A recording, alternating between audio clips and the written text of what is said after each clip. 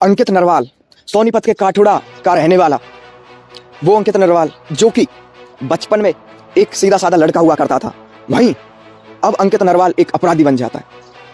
बताते हैं अंकित नरवाल की कहानी, जानिए। अंकित नरवाल जब 19 साल का होता है, 12th पास आउट होती है, उससे पहले अपने गांव के स्कूल से पढ़ाई करता है। पढ़ाई करते करते जब उसका नाम आता है, स्कूल की छोटी मोटी मारपीट जो होती है उसमें नाम आता है, और वहीं कुश्ती अखाड़े दंगल सभी में सबसे आगे रहता है अंकित नरवाल। वहीं बोलने में तेज तर्रार अंकित नरवाल।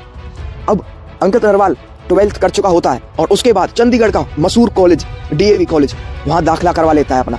और वहाँ दाखिले के बाद बोलने में तेज तर्रार अंकित नरवाल रहता ही है। डीएवी कॉलेज में दाखिले के बाद अंकित नरवाल एक राजनीति में पड़ जाता है। वहाँ उस समय कई संगठन थे जो कि छात्र संगठन थे जो कि उन कॉलेजों में अपनी पकड़ बना रहे थे, और कई संगठन सक्रिय थे डीएवी कॉलेज के अलावा और भी अन्य कई कॉलेजों में। और वहीं जब अंकित नरवाल भी राजनीति में अपनी दिलचस्पी दिखाने लगा, क्योंकि बोलना अच्छा आता था अंकित नरवाल पे, अंकित नरवाल पॉलिटिक्स में कदम रखने लगा। अंकित नरवाल ने छात्र संघ में जो अपनी राजनीति थी वो शुरू कर दी थी, और वहीं जहां उसके अपोजिट में भी पार्टियां थी। अंकित नरवाल लगातार राजनीति में अपना कदम आगे बढ़ा रहा था। वहीं अब वो बच्चों के ग्रुप का लीडर बन चुका होता था, क्योंकि बोलना अच्छा जानता था। जो एक खास आदमी होता है ग्रुप का, वो बन चुका था अंकित नरवाल। वहीं अपोजिट में HSI हिंदुस्तान एसोसिएशन संगठन था, जो वो उसके जो लीडर थे वो थे जींद जिले के अजय विनीत, और प्रमुख था आसू नैन जिसका नाम था। वहीं होता क्या है, क्योंकि लगातार अब राजनीति में अंकित नरवाल की धाक जो है जमने लगी थी, बच्चों में अंकित नरवाल की धाक थी, और अब ये दोनों गुट जो है, दोनों छात्र संगठन ही आमने सामने हो जाते हैं। आमने सामने जब दोनों छात्र संगठन हो जाते हैं तो दोनों के बीच जो है जैसे आपस में लड़ाइयाँ हो जाती है। ये लड़ाइयाँ मारपीट तक और वहाँ तक अभी तक नहीं पहुँचती, ऐसे ही चलती रहती है। लगातार एक दूसरे के पोस्टर फाड़े जाते हैं, हॉस्टल में, कैंपस में, कॉलेज में एक दूसरे के पोस्टर फाड़ते हैं, और ये लड़ाइयाँ चलती रहती हैं। वहीं एक दिन ऐसा आता है कि दिसंबर 2019 की ये बातें हैं। दिसंबर 2019 में एक समय ऐसा आता है कि अंकित नरवाल के दो खास जिगरी दोस्त सुनील और विक्की को काला के नाम से भी जाना जाता था। और अब ये अपने दोस्तों के साथ अंकित नरवाल पास में कैंपस के पास में एक चाय की दुकान पर इलेक्शन की चुनाव की रणनीति बना रहा था, चुनाव के बारे में बातें कर रहा था कि कैसे क्या करना है। तो वहीं आसू नैन और उसके साथ उसके दोस्त अजय और विनीत, ये तीनों वहां पहुंचते हैं। आसू नैन गुस्से में वहां पर पड़ी जो एक बोतल होती है बियर की, उसको बोतल को लेके अंकित नरवाल के सर पर मार देता है। वहीं अंकित नरवाल जख्मी हो जाता है, सिर से खून बहने लगता है। वो बोतल जो होती है बियर की फूट जाके नीचे गिर पड़ती है। वहीं अंकित नरवाल अपने आप को संभाल नहीं पाता और नीचे जमीन पर गिर जाता है। नीचे जमीन पर गिरने के बाद जो सुनील और विक्की है, अब सुनील और विक्की उसे संभालने में लगते हैं। वहीं सुनील और विक्की के साथ जो अजय और विनीत है, विनीत एक बोतल उठाता है और सुनील के हाथ में मार देता है, उसके हाथ से भी खून बहने लगते हैं। और वहीं विक्की उर्फ कालिया, उसकी भी मार पिटाई करते हैं। अब मार पिटाई करने के बाद सुनील और विक्की अंकित नरवाल को वहां से उस लड़ाई से खींच के ले जाते हैं। और वहीं आसू नैन अपनी जोरदार आवाज में कहता है कि भाग जाओ, आज के बाद यहाँ इस कॉलेज में अपना मुंह मत दिखाना, अगर आज के बाद इस कॉलेज में दिख गए तो मारे जाओगे।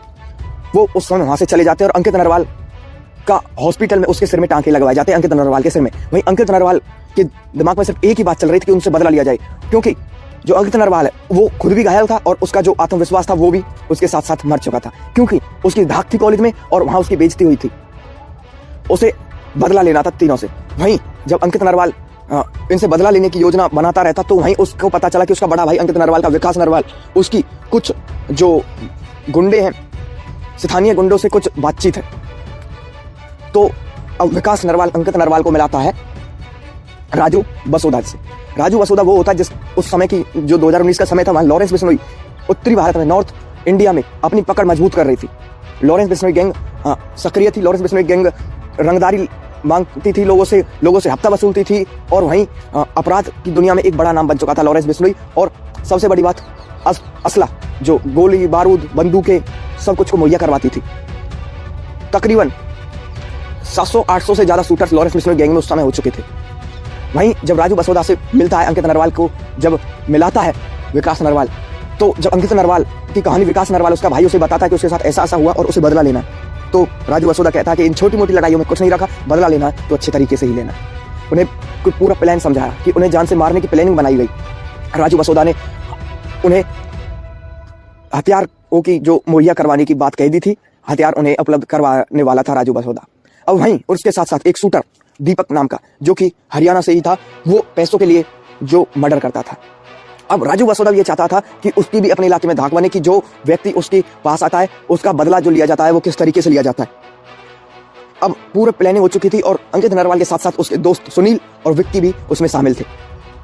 सुनील, विक्की, अंकित, विकास और राजू वसोदा और दीपक। विकास को वहां से हट गया था इनके बीच से। इतनी बातें विकास नरवाल ने करवाई थी। फिर आगे चल के इन पांचों ने इस प्लानिंग को अंजाम दिया। वही प्लानिंग बनाई गई कि जो अजय और विनीत है वो दोनों साथ रहते हैं। आसुनैन भी उनके साथ ही रहता है और ये 4 दोस्त होते हैं। उनके साथ एक मोहित नाम का भी लड़का होता है, जो कि चारों दोस्त होते हैं। और जब इनकी रेकी की जाती है तो पता चलता है कि दिन भर के बाद ये रात में सेक्टर 15 के मकान नंबर 3 के 1056 बिल्डिंग में रहते हैं। अब वहीं जब ये जाते हैं, जब इन्हें पता चलता है कि शाम को ये वहाँ रहते हैं, अजय विनीत साथ में रहते हैं और आंसू भी इनके साथ ही रहता है, तो पूरी प्लानिंग के साथ साथ राजू वसोदा ने अंकित नरवाल को एक लाल कलर की वॉक्सवैगन भी मुहैया करवा दी थी। लाल कलर की वॉक्सवैगन वो थी जो चोरी की गाड़ी थी वॉक्सवैगन। और वहीं वॉक्सवैगन उन्हें इसलिए उपलब्ध करवाई गई थी कि इस गाड़ी पर कोई ज़्यादा नजर ना डाल सके, क्योंकि ये गाड़ी चोरी की है। उसके बाद रात आती है और ये योजना बनाई गई कि 19 दिसंबर को इस कांड को अंजाम दिया जाएगा। और 19 दिसंबर को अंकित नरवाल, उनके साथ दीपक, जिसका दूसरा नाम रंगा भी होता है, और रंगा, सुनील, विक्की, चारों इस वॉक्सवैगन गाड़ी में सेक्टर 15 के उस घर के से थोड़ी दूर पर रुक जाते हैं। वहीं अंकित नरवाल को पता होता है कि ये साथ में होते हैं, तो इनमें से किसी एक को फोन किया जाए। वहीं अंकित नरवाल अजय को फोन करता है। अजय उस समय टॉयलेट में गया होता है। पास में विनीत, आसुनैन और मोहित होते हैं, तीनों उस कमरे में। अब विनीत अननोन नंबर देख के फोन को उठा लेता है।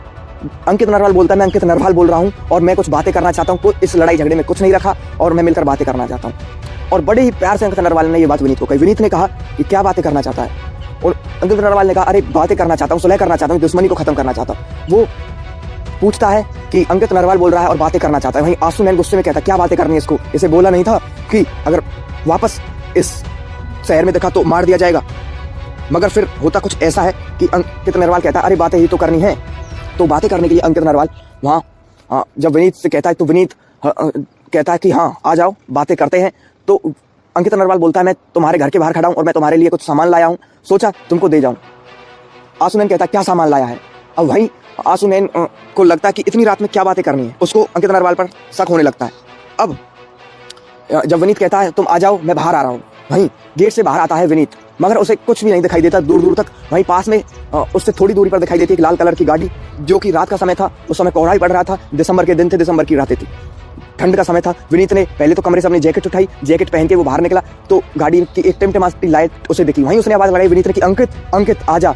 अंकित एकदम से गाड़ी का किवाड़ खोल के, गाड़ी की खिड़की खोल के वहां से निकलता है गाड़ी से, बड़े ही शांत स्वभाव में, दोनों जेबों में हाथ रखे आगे की तरफ जाता है और विनीत के पास जाके उसकी आंखें मिलती हैं। वहीं विनीत को गड़बड़ होने लगने लगती है। मगर जब तक विनीत भागने की कोशिश करता है तब तक जो पिस्तौल थी वो अंकित नरवाल की जेब से बाहर आ चुकी थी। और ये 2 पिस्तौल, 2 देसी कट्टे इसे राजू वसोदा ने ही मुहैया करवाए थे। वहीं अब अंकित नरवाल विनीत की छाती में गोली मार चुका होता है। वहीं आसुनैन पीछे छुपा होता है गेट के पास में ही। वहीं आसुनैन कहता है, विनीत क्या हुआ। जब गेट लगा होता तो अंकित नरवाल गेट के बाहर खड़ा होता है, उसके साथ सुनील, विक्की भी साथ आ चुके होते हैं। वहीं दीपक नाम का जो उर्फ रंगा होता है वो भी उनके साथ होता है। चारों उस गेट के बाहर खड़े होते हैं और जब आंसू गेट खोलता है, अंदर मोहित और अजय होते हैं, तब एकदम से चारों कमरे के अंदर घुस जाते हैं और अंकित नरवाल और आंसू आमने सामने आ जाते हैं। और जो अंकित नरवाल, आंसू की आंखें मिलती हैं, कहते हैं, देख अंकित नरवाल ही हूं ना मैं। उसने कहा, अजय ने थोड़ी हिम्मत जुटाते हुए कहा कि तुम यहाँ करने क्या आए हो। वहीं तब तक ज्यादा बातें न करने पर अंकित नरवाल आसुनैन की छाती पर गोली चला देता है। वहीं वो साइड में से हट जाता है, उसके कान को छूकर गोली निकल जाती है और दीवार में एक बड़ा छेद कर देती है। और फिर होता कुछ ऐसा है कि मोहित वहीं खड़ा होता है एक कोने में, अजय भी वहीं एक कोने में खड़ा होता है डर के मारे। दोनों डर से कांप उठते हैं। वहीं आंसू और अंकित आपस में बातें करते रहते हैं। और वहीं दीपक और सुनील और विक्की तीनों की जेब से अपनी अपनी पिस्तौल बाहर आ चुकी थी और दीपक गोली चला देता है आंसू पर और अजय पर भी गोलियां चला दांग उठता है। और वहीं मोहित छुपा होता है एक जो रजाई होती है उसके पीछे, दोनों पर गोलियां चला के जो है उनको मार देता है। वहीं आंसू पर जब गोलियां चलती हैं तो आंसू भाग जाता है वहां से, कमरे की खिड़की से धक्का मार के बाहर निकल जाता है और भाग जाता है। और वहीं सुनील कहता है कि गाली देता है उसको कि भाग गया साला आंसू, ऐसा सुनील कहता है। वहीं अब अंकित नरवाल का गुस्सा और तेज हो चुका होता है क्योंकि आंसू भाग जाता है और अजय और विनीत को ये चारों साथी गोलियां मार मार कर इतने छेद कर देते हैं उनके अंदर कि उनकी बचने की कोई आस नहीं रहती। बस उनके अंदर से एक आहट निकलती रहती है और वो जो है कराते हैं और थोड़ी बहुत हिलते रहते हैं। वहीं अजय जब तक मर चुका होता है, विनीत जब तक मर नहीं चुका होता और मोहित एक सांस दबाए उस रजाई के पीछे छुपा हुआ होता है। वहीं जब वो जाते हैं, विनीत नीचे बैठ के, जब विनीत नीचे पड़ा हुआ होता है तो अजय अंकित नरवाल नीचे बैठता है और उसके सामने जाता है। वहीं विनीत थोड़ी सी आंखें खोलता है और उसे दिखता है अंकित नरवाल का चेहरा। अंकित नरवाल कहता है, देख ले लिया ना बदला। वहीं विनीत वो दीपक वहां से उन्हें लेके निकलने लगता है कि चलो भागो यहाँ से। अब वो निकलने लगते हैं। वहीं जो विक्की होता है उसे दिखता है कि अभी जो विनीत है वो अभी करहा रहा है और वो जोर से उसे लात मारता है, उसके पैर को रगड़ता है। जब इनको ये लगता है कि अब गोलियों ने उनके शरीर को इतना छलनी कर दिया होता है क्योंकि बचने की कोई आस नहीं होती, सिर्फ कराना रहती है, उन्हें पता है कि वो कुछ समय में मर जाएंगे, तब वो वहां से निकल जाते हैं। वहीं पड़ोसी इन आवाज़ों को सुनकर उस पास आने लगते हैं। तभी अंकित नरवाल और उसके साथी वहां से निकल जाते हैं लाल कलर के वॉक्स वैगन में। वहीं इनकी तेज रफ्तार में इस वॉक्स वैगन को भगाते हैं। अंकित नरवाल ड्राइव करता है, दीपक उनके साथ वाली सीट पर बैठता है और सुनील और विक्की पीछे। और आंसू भाग चुका होता है। इन अंकित के मन में एक संतोष भी होता है कि उसने बदला ले लिया। वहीं एक और जो उसके अंदर एक आग उबल रही थी कि आंसू बच निकला। आंसू को बच निकलने की आग उसके अंदर से निकलती है कि आंसू क्यों बच निकला। और ये चारों गाड़ी में एकदम शांत बैठे हुए होते हैं। वहीं चंडीगढ़ शहर से दूर जा चुके होते हैं और एम्बुलेंस बुला के जो वहाँ के लोग उनके पड़ोसी होते हैं एम्बुलेंस बुला लेते हैं, वहाँ उनको हॉस्पिटल ले जाते हैं। वहीं पुलिस भी पूरे शहर में नाकाबंदी कर देती है। पूरे शहर में ये नाकाबंदी हो जाती है और इन अपराधियों को पकड़ने की तलाश जारी होती है। वहीं मोहित जो रजाई के पीछे छुपा हुआ होता है वो कमीज फाड़ के अपनी, जब तक एम्बुलेंस नहीं आती है तब तक अपने दोस्तों को जो खून रोकने की कोशिश करता है, मगर खून नहीं रोकता है क्योंकि गोलियों ने शरीर को इतना छलनी कर रखा होता है। वहीं तब तक नाकाबंदी होता है, तब तक पुलिस इनको पकड़ने की जो है प्लानिंग करती, तब तक ये चारों अपराधी चंडीगढ़ शहर के बॉर्डर को पार कर जाते हैं। चंडीगढ़ शहर से बाहर होते हैं ये अंकित नरवाल और उसके साथी। वहीं जब अंकित नरवाल गाड़ी चला रहे होते हैं, वहीं पीछे से सुनील कहता है कि भाई आंसू बच निकला। तो अंकित नरवाल स्टीयरिंग को टाइट पकड़ के कहता है कि भागने दो, कहाँ तक भागेगा, एक दिन वो भी मारा जाएगा, उसे भी हम ढूंढ ही लेंगे। और वहीं चारों साथी लगातार आगे की तरफ बढ़ने लगते हैं। अब अंकित नरवाल और उसके दोस्त हरियाणा की सीमा में आ चुके थे, चंडीगढ़ पार करके। वहीं चंडीगढ़ पुलिस लगातार इन पर जो है शिकंजा कसने के लिए नाकाबंदी कर रही थी, मगर ये पार कर चुके थे चंडीगढ़ को, अंकित नरवाल और उसके चारों साथी। वहीं आगे की तरफ चलते चलते हरियाणा के रास्ते ये राजस्थान पहुंचते हैं। और राजस्थान में जब इंटर करते हैं तो एक ढाबे पर उन्हें एक राजू बसोदी का भेजा हुआ आदमी मिलता है, क्योंकि प्लान राजू बसोदी ने ऐसा तैयार किया हुआ था कि इनके इस मामले को अंजाम देने के बाद इनको किसी सेफ जगह पर पहुंचाना है। वही प्लान समझाया हुआ था और इस कांड को करने से पहले जो अंकित नरवाल और उनके साथियों ने पासपोर्ट बनवाए हुए थे और विदेश भागने की योजना बनाई हुई थी। नेपाल के खाड़ी रास्ते से किसी हवाई जहाज से वहां से वो विदेश निकल जाएंगे, किसी खाड़ी देश में।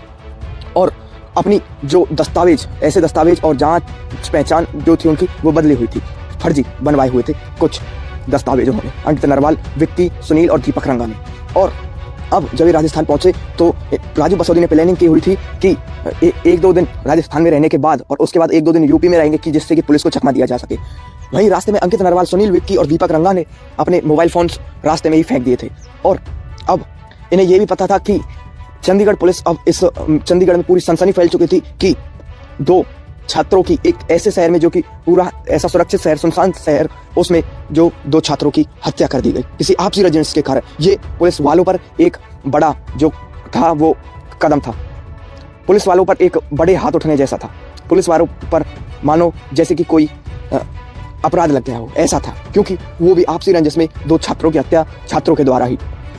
अब पुलिस भी पूरी एक्टिव थी। वहीं लगातार टीमें बनाई जा रही थी, टीम बन भी चुकी थी। हरियाणा, दिल्ली और पंजाब में तीनों जगह अपनी टीम भेज दी गई थी चंडीगढ़ ने बना के इन चार कुख्यात बदमाशों को पकड़ने के लिए। अब लगातार क्राइम ब्रांच भी जांच कर रही थी, क्राइम ब्रांच की भी दो टीमें बनाई गई थी इन पर, जो दिन रात इनको पकड़ने में लगी हुई थी।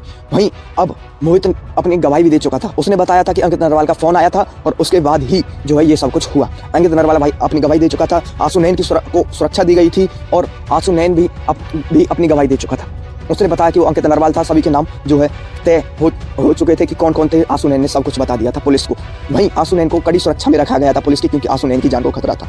वहीं अंकित नरवाल के अंदर एक आग लगी थी कि आंसू नैन को मारना है, आंसू नैन से बदला अधूरा रह गया। वहीं राजस्थान से होते अब यूपी में जो है दाखिल हो चुके थे अंकित नरवाल, सुनील, विक्की, दीपक रंगा।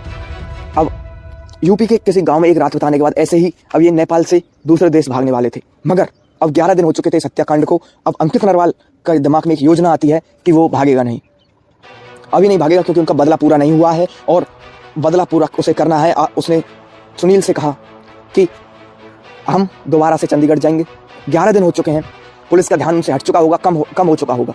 अब वो चंडीगढ़ में दोबारा से जाएंगे और आंसू नैन की रेकी करेंगे और उसे मारेंगे और बिना किसी को बताए। वहीं पहले तो कोई राजी नहीं होता, वो कहते हैं भाई ये क्या, ऐसा हम बाद में भी कर सकते हैं, क्योंकि अभी पुलिस हमें ढूंढने में लगी हुई है। वहीं अंकित धीरे धीरे सभी को समझा देता है और सभी वो चारों साथी तैयार हो जाते हैं अंकित नरवाल के साथ साथ चंडीगढ़ में। उनको पूरा प्लान समझाता है और उनके पास लाल कलर की वॉक्सवैगन पहले से ही थी और वहीं हथियार भी पहले से ही थे। फिर वो धीरे धीरे पंचकुला के रास्ते वहाँ से यूपी से राजस्थान पहुँचते हैं, दोबारा राजस्थान से फिर से जो है पंचकुला के रास्ते हरियाणा से होकर डॉल्फिन चौक से पंजाब के चंडीगढ़ में जो है एंट्री करने की सोचते हैं अंकित नरवाल, उसके साथ साथ उसके साथी सुनील, विक्की उर्फ कालिया एंड दीपक उर्फ रंगा। अब जब लाल कलर की वॉक्सवैगन पंचकुला पहुंचती है और आगे डॉल्फिन चौक की तरफ बढ़ने लगती है, तो पहले ही कुछ मुखबरों ने ये भी सब पुलिस को बता दिया था कि वो राजू बसोदी जो है उनकी इसमें जो मदद कर रहा है। और राजू बसोदी की और दीपक रंगा की भी जांच हो पहचान हो चुकी थी, मुखबर ने पहले ही बता दिया था। और जब पंचकुला में ये गाड़ी देखी जाती है तो ये प्लान इनका पहले से ही पुलिस को पता चल चुका होता है मुखबर के द्वारा और अपनी तकनीकी सर्विलेंस के द्वारा। इनको पता होता है कि ये दोबारा से चंडीगढ़ आ सकते हैं अपने जो इनका काम रहेगा अपने काम को सुलटाने के लिए, क्योंकि आसुमैन अभी तक मरा नहीं था। और उन पुलिस को ये भी पता था कि ये विदेश भागने की भी तैयारी कर रहे हैं, तो इसलिए सभी हवाई अड्डों और सभी जो बॉर्डर्स हैं उन पर इतला कर दी गई थी, सभी पर सिक्योरिटी बैठा दी गई थी इनकी पहचान के लिए। मगर फिर जब ये आगे की तरफ चलते हैं, डॉल्फिन चौक से आगे की तरफ बढ़ते हैं, डॉल्फिन चौक अपने सभी पीसीआर वैन्स को इतला दे देती है, क्राइम ब्रांच को इतला दे देती है कि लाल कलर की वॉक्सवैगन गाड़ी डॉल्फिन चौक से चंडीगढ़ में प्रवेश कर चुकी है और आगे की तरफ बढ़ रही है। वहीं अंकित नरवाल के पीछे क्राइम ब्रांच की गाड़ियां पीसीआर वैन लग चुकी होती है। वहीं आगे जब अंकित नरवाल देखता है कि बैरिकेडिंग है, तो अंकित नरवाल को ये तो पता चल जाता है कि ये उसी को पकड़ने के लिए लगाए गए हैं। मगर फिर होता कुछ ऐसा है कि अंकित नरवाल अपने आप को एक दिलासा देता है कि नहीं, ये शक के रूप में जांच कर रहे हो। और तब अंकित नरवाल और उनके साथियों ने, सुनील, विक्की और दीपक ने कपड़े बदले हुए थे और दाढ़ी मूछें भी बढ़ाई हुई थी। शायद उनकी पहचान ना कर पाए अंकित नरवाल, आगे की तरफ गाड़ी ना बढ़ाते हुए पीछे की तरफ मोड़ने लगता है। वहीं पीसीआर वैन और क्राइम ब्रांच की गाड़ियां उसके आसपास गाड़ियां लगा देती हैं और एक जोर से टक्कर लगती है लाल कलर के उस वॉक्सवैगन में जिसमें अंकित नरवाल होता है। वहीं गाड़ी को पूरी चारों तरफ से घेर लिया जाता है और पुलिसकर्मी अपनी अपनी गाड़ियों से बाहर निकल के उन पर बंदूक ताने हुए खड़े होते हैं। वहीं पुलिस के चारों तरफ से पुलिसकर्मी उनको आवाज़ देते हैं कि चारों हाथ ऊपर खड़े करके गाड़ी से बाहर निकले। अब दीपक रंगा उस अंकित नरवाल की साइड में बैठा हुआ होता है, साइड वाली सीट पर। वो पिस्तौल उठाने की कोशिश करता है, मगर अंकित नरवाल उसे रोक देता है, कहता है ये मत उठा वरना चारों एनकाउंटर में मारे जाएंगे। अब चारों हाथ ऊपर करके बाहर गाड़ी से निकल जाते हैं और गाड़ी से बाहर निकलने पर अब पुलिस इनको धरती पर लिटा करके इनके हाथों में हथकड़ियाँ बांध देती है। उनको थाने ले जाया जाता है। थाने ले जाने के बाद इन चारों से पूछताछ की जाती, अंकित नरवाल और उसके 3 साथियों से भी। मगर जांच में जब इनसे पूछताछ होती है तो कुछ नहीं बताते हैं। मगर फिर मोहित पहले जो सबूत और गवाह थे वो पुलिस के पास पहले से ही थे। वहीं इनके पास से 2 देसी कट्टे और 2 पिस्तौल मिल चुके थे और 4 कारतूस भी इनके पास से बरामद हुए थे। 4 मैगजीन, 4 गोलियां इनसे बरामद हुई थी। और इन अंकित और विक्की से इनके जो पासपोर्ट थे वो भी इनके पास ही थे, वो भी पुलिस को बरामद हुए थे। फिर पुलिस को पक्का हो चुका था कि ये विदेश भागने वाले थे। और वहीं आंसू नैन को पहले ही कड़ी सुरक्षा में रखा गया था और सेक्टर 15 के बाहर भी अपनी सिंपल ड्रेस में पुलिसकर्मी पहले से ही खड़े हुए थे। अगर ये वहां से बच निकलते तो वहां इन्हें पकड़ लिया जाता।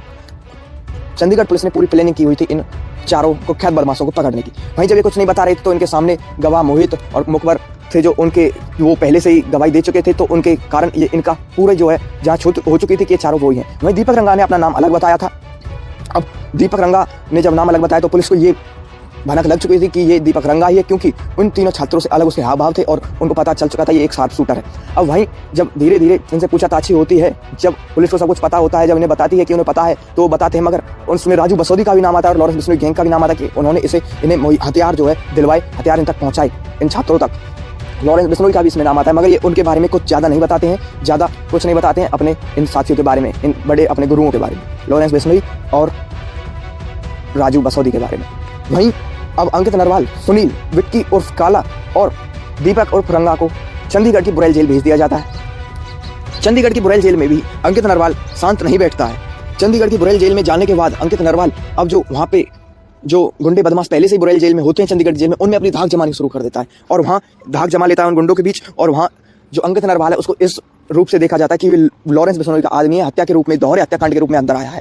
और ये बात अब चंडीगढ़ कि सभी कॉलेजों में फैल चुकी थी, डीएवी कॉलेज में आग की तरह फैल चुकी थी कि अजीत और विनीत छात्र संगठन के लीडर, उनकी हत्या कर दी गई। अंकित नरवाल जो पूर्व छात्र नेता था, अब वो चंडीगढ़ की बुरेल जेल में है, दोहरे हत्याकांड के रूप में, दोहरा हत्याकांड करने के उसमें अपराध में अब वो बुरेल जेल में है। सभी कॉलेजों में ये बात आग की तरह फैल गई, अखबारों में भी जब ये बात फैली तो पूरे देश भर में खूब सनसनी उठी, ज़्यादातर उत्तरी भारत में। और उन परिवारों के में काफ़ी ज़्यादा सनसनी उठी जिन के बच्चे बाहर पढ़ रहे थे या चंडीगढ़ या डीएवी कॉलेज में पढ़ रहे थे। परिवारों को काफ़ी ज़्यादा अपने बच्चों की जान की फिक्र होने लगी, जो बाहर कॉलेजों में पढ़ रहे हैं या अन्य किसी भी कॉलेज में पढ़ रहे हैं।